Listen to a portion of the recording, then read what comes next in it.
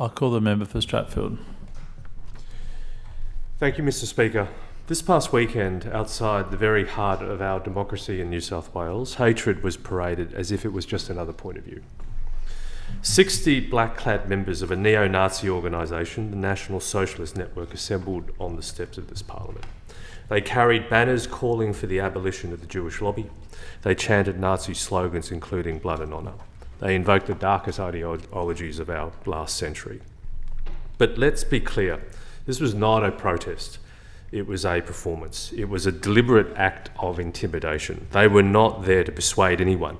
They were there to strike fear. It wasn't free speech, it was hate speech. And let's be even clearer about who they are and what they stand for. The organiser of Saturday's rally, the New South Wales leader of the National Socialist Network, has publicly declared his intention to deport every last non-white from Australia. That means people like me, my family, my neighbours, the very communities that make our electorate and our state thrive.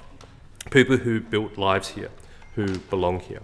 And yet, there was this demonstration on the steps of Parliament, chanting Nazi slogans, spreading hate and targeting Jewish Australians. This wasn't just offensive, it was dangerous. And it was a test of how far hate can go in our public spaces, a test of whether our institutions would resist or retreat. Mr. Speaker, they targeted Jewish Australians this time, but which community will be next? Muslim Australians, Asian Australians, refugees, LGBTIQ+ Australians? For those of us from migrant backgrounds, this wasn't just theoretical. It was personal. It brought back the anxiety of never fully belonging, of always being one political shift away from being seen as the problem. But Mr. Speaker, this is more than just one group or one community. It's about all of us. Because when hate marches unchecked, it doesn't just threaten its targets, it corrodes our democracy. It emboldens the worst among us. It tells them the line keeps moving and that they can keep pushing that line.